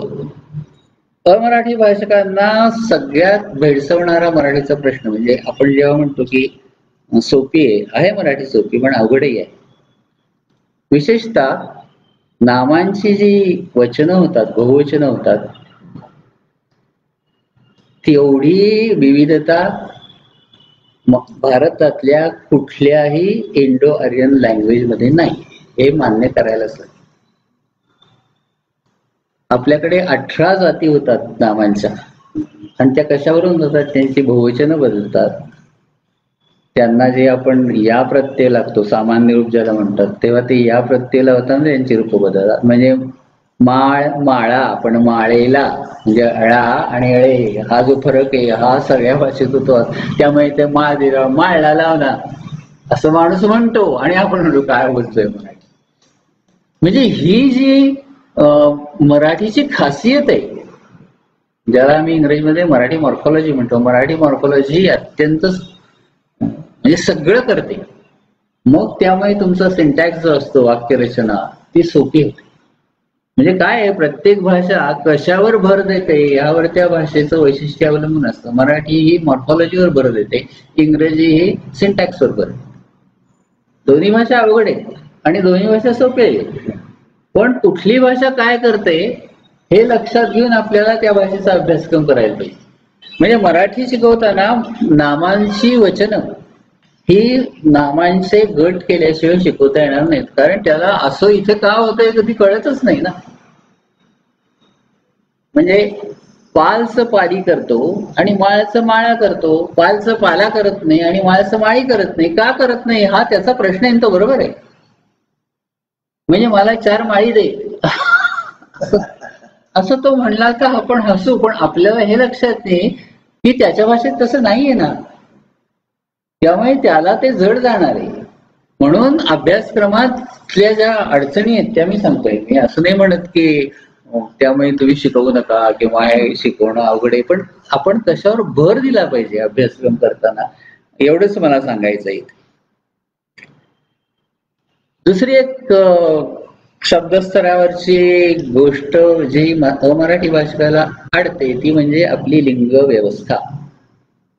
नामाचं नपुसकलिंग, पुल्लिंग आणि स्त्रीलिंग ही 3 लिंग मराठीने टिकवून ठेवली आहे, जी हिंदी भाषकांनी टिकवली नाही. नेपाळी आणि मराठी या 2 भाषा आहेत की ज्यांच्याकडे 3 लिंग वापरतात. आणि त्यामुळे हे जे नपुसकलिंग आहे ते न वापरता ते पुल्लिंगात तरी टाकतात किंवा स्त्रीलिंगात तरी. म्हणजे अभ्यासक्रम करताना हे पाहायला पाहिजे आपण की हा माणूस काय करू शकेल मराठी शब्द वापरताना. त्याला ते नपुसकलिंगाप्रमाणे, आणि नपुसकलिंग नुसतं माहिती असून उपयोग नाही. नपुसकलिंग असलं तर त्याचा क्रियापदावर परिणाम होतो, विशेषणांवर परिणाम होतो आणि त्यामुळे ते सगळं बदलत जायला लागतं. हे शिकवायला पाहिजे आपल्याला. म्हणजे हे अभ्यासक्रम करताना शिकवायला पाहिजे. म्हणजे काय, अभ्यासक्रम करताना या गोष्टीची दखल घेतलीच पाहिजे की नपुसकलिंगी नावांची वाक्य वेगळी, पुल्लिंगी नावांची वाक्य वेगळी आणि स्त्रीलिंगी नावांची वाक्य वेगळी, असा तो अभ्यासक्रम करायला लागेल. मराठीतली सर्व नावांची लिंगवचन त्याला पहिल्या अभ्यासक्रमात देण्याची गरज नाही आणि त्याला ते येणार आहे. म्हणजे अभ्यासक्रमा नेहमी काही मर्यादित शब्दांच्या शब्दसंख्येतच बसवायला पाहिजे सुरुवातीला. तुम्ही सर्व 20,000 शब्द मराठीतले घेऊन अभ्यासक्रम केला तर काही येणार नाही. तुम्हाला सुरुवातीला असं करायला पाहिजे की 1,000 शब्दातच आम्ही मराठी बसवतो, आणि ते करता येतं. की आम्ही 500 शब्दातच सुरुवात करणार आहे, ते करता येतं. किंवा मी ह्या अभ्यासक्रमात फक्त 200 शब्द वापरणार आहेत, कुठलं का वाक्य असं ना या शब्दांच्या बाहेर मी जाणार नाही. अशा तऱ्हेने अभ्यासक्रम केला तर तो परिणामकारक होईल. आपण बहुतेक वेळा काय होतं, वाङ्मयाचे लोक असल्यामुळे ते वेगवेगळ्या शब्द वापरून वेगवेगळी वाक्य लिहित जातात आणि त्या बिचाराला काही कळत नाही असं का होतंय म्हणून. तर याला अवघड वाटतं. तर ह्याला आपण भाषेच्या दृष्टीने मराठीची जी वैशिष्ट्ये आहेत ती लक्षात घेऊ आणि त्या अभ्यासक्रमाची मर्यादा लक्षात घेऊ, याच्यातून आपल्याला निवड करायला लागेल. चौथी एक गोष्ट आहे की मराठी भाषेत सामान्य रूप ही जी गोष्ट आहे ती परिभाषकांना खूप अडचणीची वाटते. म्हणजे घरचा माणूस, घराचा माणूस यातला फरक नाही कळत. घरात घरचे काम आणि घराचे काम यात अर्थात फरक आहे. तर आता असं का होतं बाबा, एकदा तू काहीच लावत नाही आणि एकदा त्याला आ लावतोय. हे जे सामान्य रूप आहे ते मराठीचं वैशिष्ट्य आहे. परिभाषकांना ते अवघड जाते, हे मान्य करायलाच पाहिजे. नाही सामान्य रूप टेबलवर आपण म्हणतो आता इंग्रजीच्या परिणामामुळे, पण टेबलावर हा मराठीचा फॉर्म आहे ना. खुर्च्यावर बस असं तो पटकन म्हणतो, कारण त्याला वाटतं टेबलावर म्हणल्यावर खुर्च्यावरही म्हणायला पाहिजे. पण खुर्चीमध्ये काय होत नाही, खुर्चीवर बस. हे तिथे शून्य सामान्य प्रत्यय. म्हणजे सामान्य रूप जी आहेत की वाड्यामध्ये गेलो, वाडा असतो, वाडामध्ये गेलो असं पारशी माणूस म्हणतोस. तू कुठल्या वाड्यामध्ये राहतो रे. पुलंची जे नाटकं पाहिजे लगेच लक्षात येते हे कसं त्यांनी केलंय. तर ती सगळी सामान्य रूप आहेत, ती काढून टाकून तो पारशी मराठी माणूस बोलतो. म्हणजे मराठी जर शिकवायचं असेल तर बराचसा वेळ हा लिंगवचन, सामान्य रूप शब्दांचे आणि त्याचे क्रियापदावर धोरणे परिणाम याच्यावर आपल्याला भर द्यायला लागेल सुरुवातीच्या कोर्स. मागून मग तुम्ही त्याची शब्दसंपत्ती वाढवा, वेगळ्या वेगळ्या वाक्यरचना करा. पण हे मराठीचं वैशिष्ट्य लक्षात घ्यायला पाहिजे. मराठीचं आणखीन एक गोष्ट सुरुवातीच्या अभ्यासक्रमात लक्षात घ्यायला पाहिजे की मराठीत ज्याला आपण अभ्यस्त रूप असं म्हणतो ते शब्द प्रचंड प्रमाणात आहेत. एवढंच नाही तर ते नवीन तऱ्हेने करता येतात. म्हणजे पटपट, झरझर, टपटप हे जे बहुतेक त्याचे क्रियाविशेषण आहेत हे मराठी इतकी कुठल्याही भाषेत नाहीत, कुठल्याही भारतीय भाषेत. आणि हे करणं खूप सोपं असतं की कुठलाही एक शब्द घेऊन त्याला परत तो जोडला अभ्यस्त की तो शब्द तयार होतो. आणि 3 प्रकारची ती मराठीत. कधी कधी धन दौलत सारखी जे आहे की 2 शब्द एकाच अर्थाने परत वापरायचे,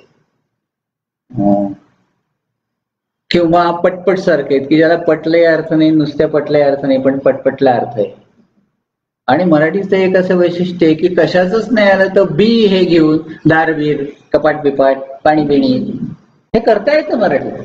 आणि हे मराठीची स्ट्रेंथ आहे, म्हणजे शक्ती आहे की कुठलंही नाव घ्या तुम्ही, त्याला जर तुम्ही बी लावलात, पर्स बेस, फॅन बेन, खुर्ची बिर्ची कुठलंही घेतलं तरी ते बिर्ची करून आपल्याला अभ्यस्तरूप करता येतं इथेच. हे शब्द हे आपल्याला शिकवायला पाहिजे की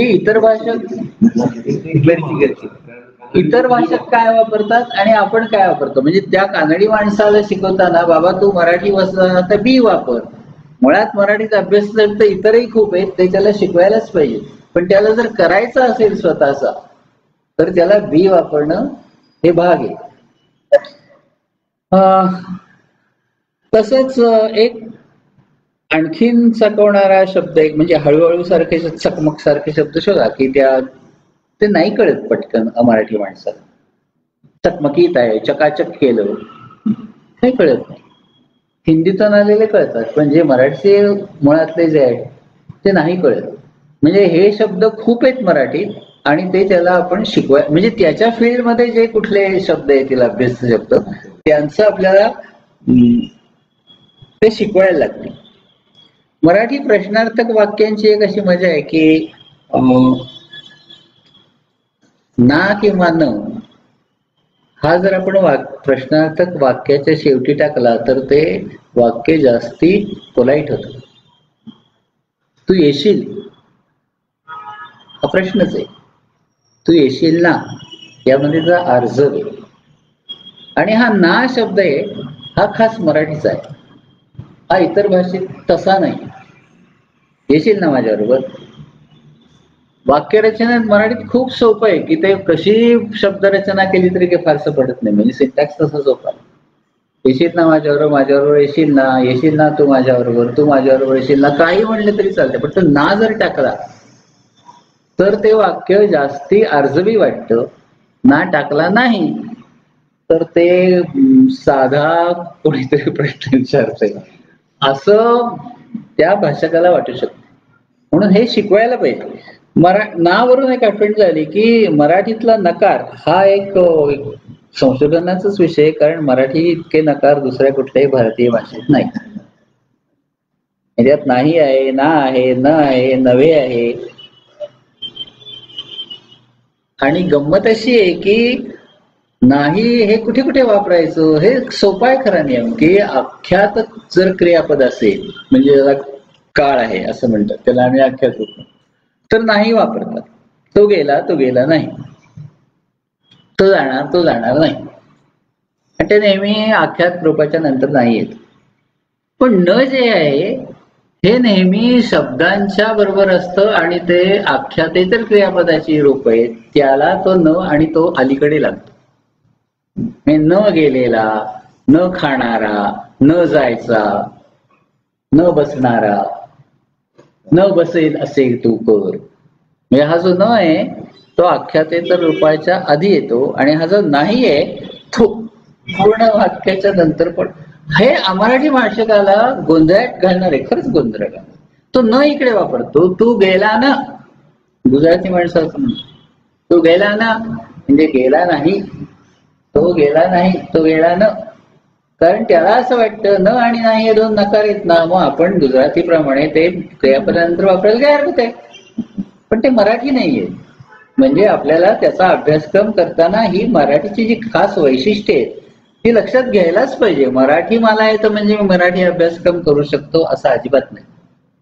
मला त्या भाषेच्या लकबी माहिती असतील, त्या भाषेची रचना माहिती असेल तरच मी तो अभ्यासक्रम तयार करू शकेल.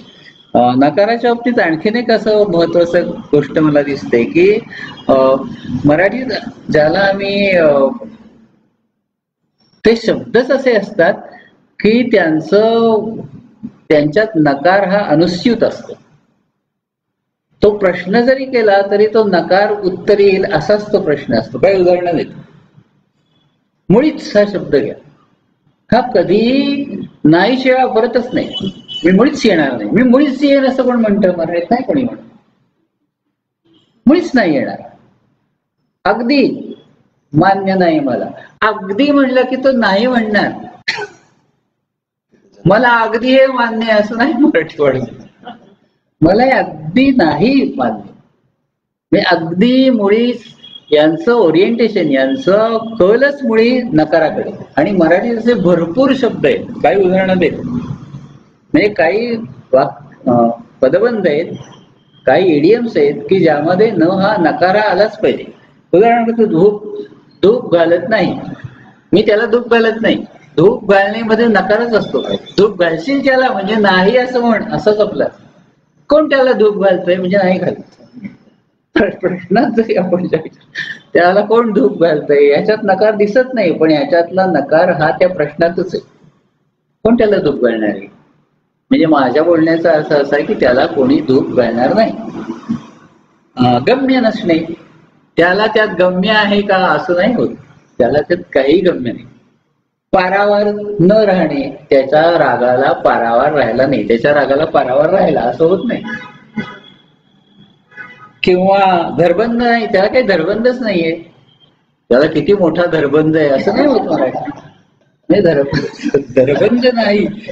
किंवा आड पडता न ठेवता बोल, आड पडदा ठेवून तू माझ्याशी बोल असं नाही होत मराठी. म्हणजे आडपडदा म्हणल्यानंतर निगेटिव्ह हे आलंच पाहिजे. प्राज्ञा नसणे, तिची प्राज्ञा नाही माझ्या समोर उभं राहण्याची. प्राज्ञा, तुझी प्राज्ञा आहे का माझ्या समोर उभं राहण्याची म्हणजे नाही. पण मी त्यांच्या घरी जाण्याची माझ्याकडे प्राज्ञा होती असं होत नाही मराठी. हे प्राज्ञा नसणे, पारावर नसणे, खिसगणितीत नसणे, तो त्याच्या खिसगणितीतही नाही, तो माझ्या खिसगणितीत आहे असं होत नाही मराठी. म्हणजे मराठीचा हा जो नकार आहे ना, हा मोठ्या संशोधनाचा विषय तो भाषा विज्ञानातही याच्यावर फारसं संशोधन झालेलं नाही. त्याचा विस्तार एवढा मोठा आहे की बाकीच्या भाषकांना जर आपण मराठीचं नेगेटिव्ह सांगितलं तर ते आ वाचून पाहत असतात. म्हणजे भाषा विज्ञान इतक्या प्रकारे मराठीचा नकार हा विस्तार करणार आहे. म्हणजे मराठी नकारात्मक भाषा आहे का तर नाही, पण मराठीचा नकार हे मराठीचं खास वैशिष्ट्य आहे आणि ते शिकवायला पाहिजे. शेवटचा माझा मुद्दा असा आहे, 5 मिनिटं घेतो फक्त, की मराठी भाषकांना जेव्हा आपण मराठी शिकवणार आहोत तेव्हा मुळात त्यांच्या पुढे जी संपर्क माध्यमातून मराठी येते त्याच्याकडे आपण लक्ष ठेवायला पाहिजे. कारण शेवटी त्या संपर्क माध्यमातून येणारं मराठी त्यांच्या कानावर पडणारच. आणि या बाबतीत जरा जागरूकता वापरायला हवी. मला असं वाटतं की उदाहरणार्थ की दूरदर्शनवरील बातम्या, तर तो जो बातमीदार आहे ना त्याला चांगलं मराठीचं ट्रेनिंग द्यायला पाहिजे. लेखक कसं वाचतात, म्हणजे वाक्य वाचताना त्याचे खंड कुठे करायचे आणि कुठे थांबायचे हे शिकवायला पाहिजे. नोकरी द्या त्याला, पण त्याला आधी ट्रेनिंग द्या ना. कुठेही तो थांबतो आणि कधी कधी त्यामुळे त्याचा भलता अर्थ होतो. म्हणजे आपण बाकीचं काही मागणी मान्य केली नाही तरी एवढी की मराठी कोणालाही देते, ते रिझर्वेशन असो नसो, पण त्या माणसाला मराठी नीट वाचता येईल, बोलता येईल ही किमान अपेक्षा आहे आणि ती आपल्यासारख्या संस्थांनी ही उचलून धरली पाहिजे. तुम्ही एक कोर करा की आम्ही टेस्टिंग करू की याला मराठी येत आहे का नाही, योग्य अर्थातकडे बोलतोय का नाही. कारण त्याचं मराठी सगळ्यांकडे जाणार आहे ना. किंवा ह्याच्या मी असं म्हणत नाही सेन्सॉरशिप करा, पण भाषेच्या जसं आपण चित्रपटांना दृश्यांच्या बाजूने सेन्सॉरशिप लावतो तसं भाषेच्या दृष्टीने थोडी सुद्धा मर्यादा आपल्याला घालायला पाहिजे. नाहीतर ही भाषा खूप प्रदूषित होत जाईल. नष्टबिष्ट काय होणार नाही, पण प्रदूषित. साधं उदाहरण देतो की विशेषतः गुगल ट्रान्सलेशन म्हणून जेव्हा टीव्हीच्या जाहिरातींचं मराठी ट्रान्सलेशन होतं तेव्हा त्यातलं कधी कधी मराठी भयानक होतं की हे का मराठी आहे का असं चटकन वाटतं आपल्याला. का होतं ते मशीन ट्रान्सलेशन असतं. तर त्यांना आपण मदत केली पाहिजे, नुसती टीका करून उपयोग नाही. गुगल ट्रान्सलेटरला आम्ही साहित्य संस्थेतर्फे करून देतो ना, तुम्हाला तुमच्या ह्याच्यात काय अडचणी आहेत ते आम्हाला सांगा, आम्ही करून देतो. करायला पाहिजे. कारण नाहीतर मी त्याची मदत केली अशासारखी वाक्यरचना येणार. किंवा डाग चांगले असतात, हा सर्वसामान्य मराठी माणसाला डाग चांगले असतात याचा अर्थच कळत नाही. आणि ते इंग्रजीचं भाषांतर आहे.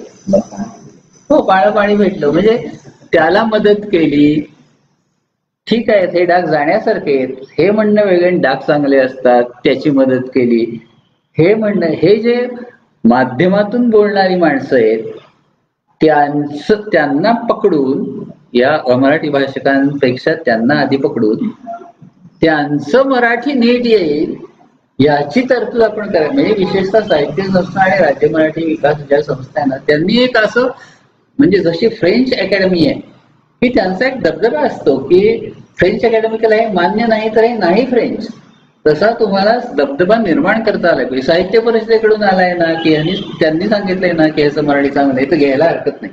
इतपत सेन्सॉरशिप आपल्याला हवी. आपण त्याला असं म्हणत नाही की हे 4 लोक बसले आणि मग हे घ्यायचं का नाही घ्यायचं, असं नाही सेन्सॉरशिप. पण या माणसाची गॅरंटी ही संस्था देते की असं मराठी चांगलं आहे, हा नीट मराठी बोलू शकतो. अशा माणसांना तुम्ही असा आग्रह आपण सहज करू शकतो. कारण संपर्क माध्यमातून येणारी, साधं उदाहरण घ्या, हिंदीचा खूप परिणाम मराठीवर होते. सावधान हा शब्द सोडून आपण सतर्कता रोज वर्तमानपत्रातही वापरतो. सतर्कतेचा इशारा, सावधानतेचा इशारा का नाही, सावधान हा मराठी शब्द आहे आणि वापरला जातो. म्हणजे आपण इंग्रजीचं प्रदूषण नसो तसं हिंदीचंही प्रदूषण नको हे आवर्जून पाहायला पाहिजे. प्रदूषण नको मी म्हणतोय, संपर्क नको असं नाही म्हणते. संपर्क हा भाषांचा येणारच आजच्या जगात, पण संपर्कातून प्रदूषण नाही व्हायला पाहिजे. आणि ती जबाबदारी साहित्य संस्थांनी, विकास संस्थांनी ती उचलली पाहिजे. तर मराठी शिकवण्यालाही अर्थ राहील आणि मराठी आपण का शिकवतो ह्यालाही काहीतरी वजन येईल. मी जे काय थोडक्यात सांगितलं ते आपल्यापर्यंत नीट पोहोचलं असेल अशी आशा करतो.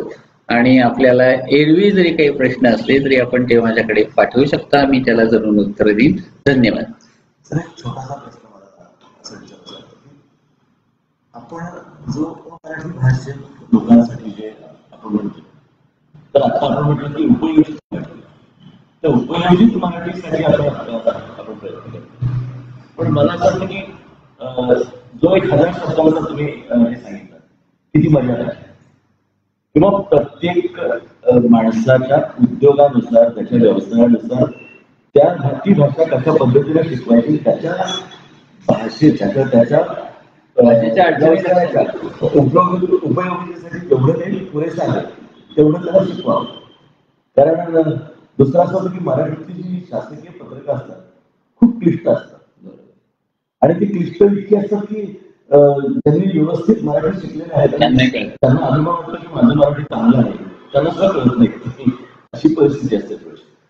तर उपयोजित मराठी आणि तुम्ही सांगितलेली ही दुसऱ्या टप्प्यातली मराठी की मगाशी गोरे जे बोलले मराठीला की त्यांनी सामान्य माणसाच्या बरोबर कसं वागलं पाहिजे कशा पद्धतीने आणि थोडंसं शिकवताना कशा पद्धतीचा कशी काळजी घेतली पाहिजे हे आपण सांगितलं आहे.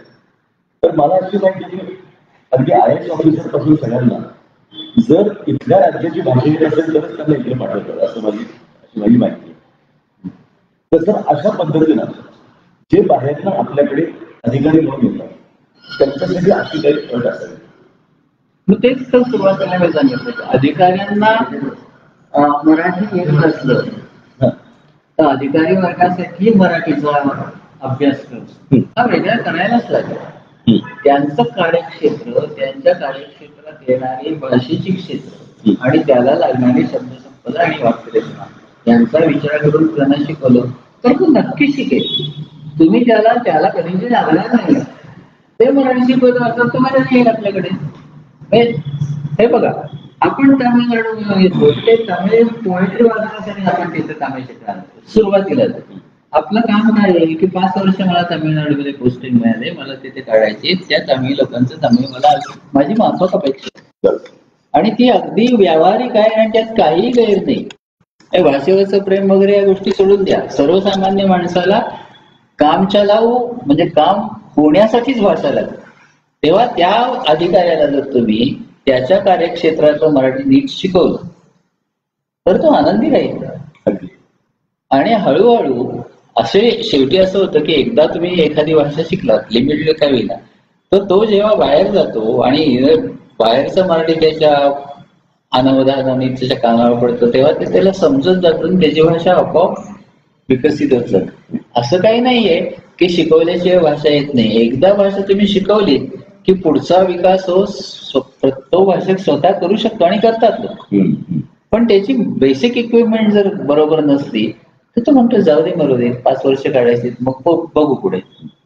म्हणून तो तसे अभ्यासक्रम हे मर्यादित कारण आपण काही 4 वर्ष शिकवणार नाही आहोत आणि तो येणारही नाहीये. म्हणजे असं सर म्हणायचं की छोट्या छोट्या पुस्तिका नाही त्याला शिकवायला तर पाहिजे. म्हणजे त्याला टीचिंग त्याला काही मार्गदर्शक नाही त्याला तुम्ही अभ्यासेतर ज्या गोष्टी आहेत की त्याच्या सरावासाठी पुस्तिका काढा. पण च आणि च मधला फरक हा शिक्षकांनी किंवा रेकॉर्डिंग मधून शिकवायलाच पाहिजे. नाही सर मला तसं माझं म्हणणं होतं की ते कसं शिकवावं हो यासाठी त्या पुस्तिका काढाव्या. बरोबर. आता काय शिकवावं नाही म्हणजे तुम्ही काय शिकवावं हा कोर्स करा आणि ते कसं शिकवावं ही पुस्तिका हे दोन्ही करायला पाहिजे. जसं आम्ही बालभारतीमध्ये टेक्स्ट करतो इंग्रजीचं आणि how to teach that text त्याला हँडबुक करतो टीचर्ससाठी. तसं प्रत्येक अभ्यासक्रमाला हे टीचर्स हँडबुक हे आवश्यकच आहे. म्हणजे आम्ही तर त्याशिवाय भाषा शिक्षण होतच नाही असं म्हणतो की टीचर्स हँडबुक पाहिजे, स्टुडंट्स वर्कबुक पाहिजे आणि मग तुमचं मध्ये टेक्स्ट पाहिजे.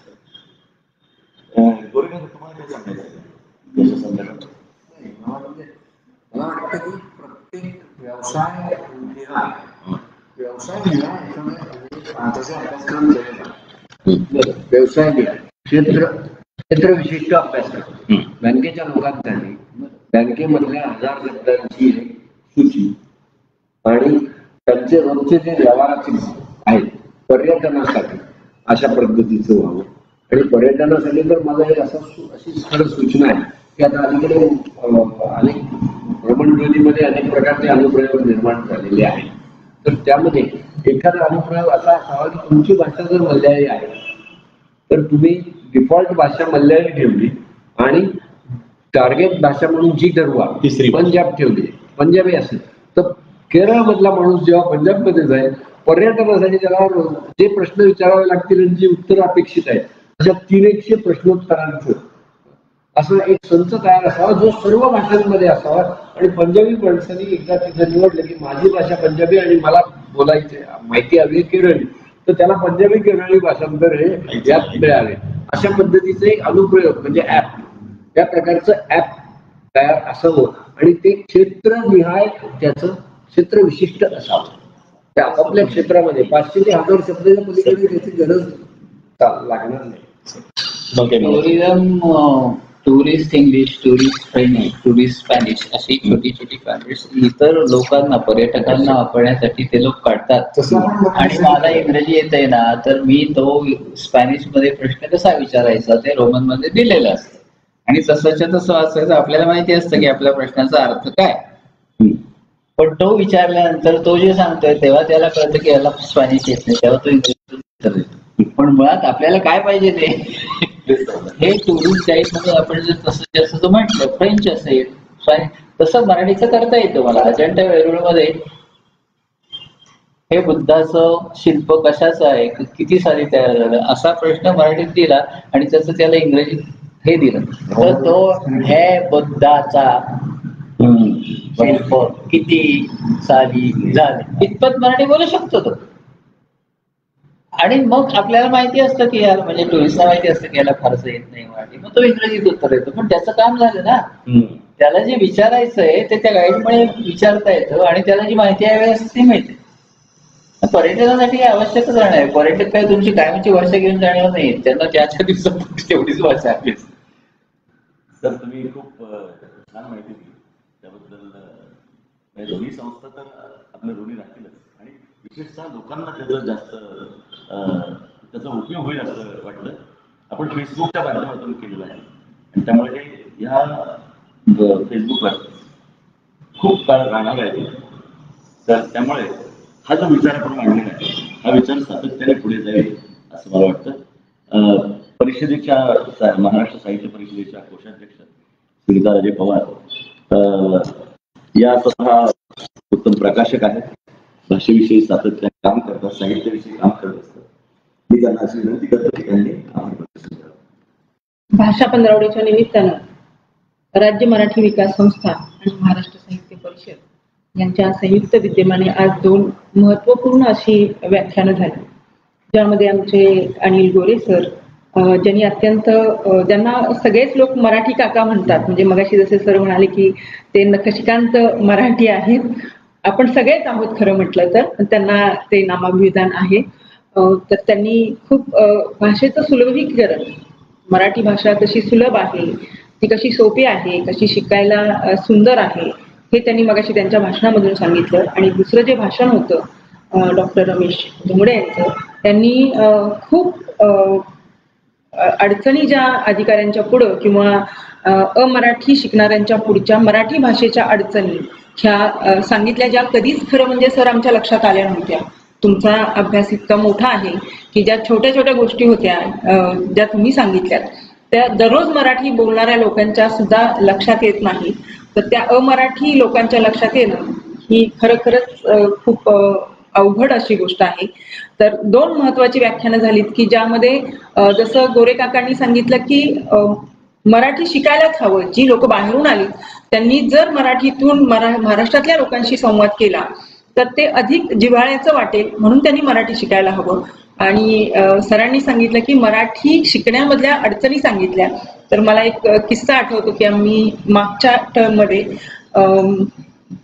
परीक्षा विभागाची प्रमुख होते. त्यावेळी ज्या आम्ही परीक्षा घेतो साहित्य परिषद, आपणाला तर माहीतच आहेत, तर त्या परीक्षांना काही मुलं बसली होती, मुलंही बसली होती आणि मोठी माणसंही बसली होती जी अमराठी होती. आता अमराठी माणसांची मुलं किंवा त्या कुटुंबातली मुलं ही मराठी शाळांमधूनच शिकतात, त्यामुळे त्या मुलांना अडचणी नव्हत्या. पण जी मोठी माणसं या परीक्षांना बसली त्यांना अडचणी होत्या, कारण समानार्थी शब्द, विरुद्धार्थी शब्द किंवा आपलं जे मराठीचं व्याकरण आहे ते शिकणं हे त्यांच्यासाठी तसं खूप अवघड होतं. तर विद्यार्थ्यांनी ते जे काही त्यांच्यामध्ये विद्यार्थी होते त्यांनी त्यांची ही अडचण थोड्याफार प्रमाणात दूर केली.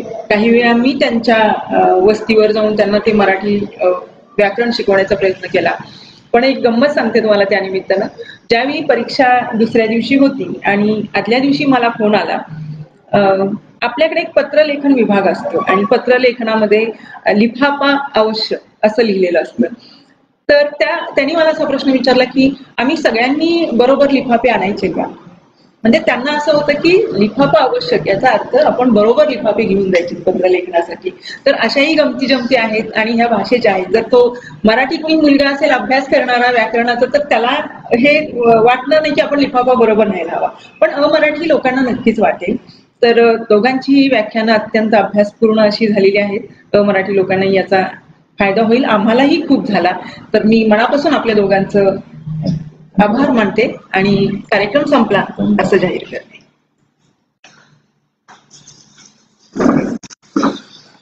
एक मला माझ्या लक्षात आलेली एक बाब आहे, तुम्ही जर हिंदी भाषेला ते आपण तू मध्ये फार पेट तो तुम्ही जर त्याला आप बहुत लगाएगा त्याचा फार काही राग येत नाही.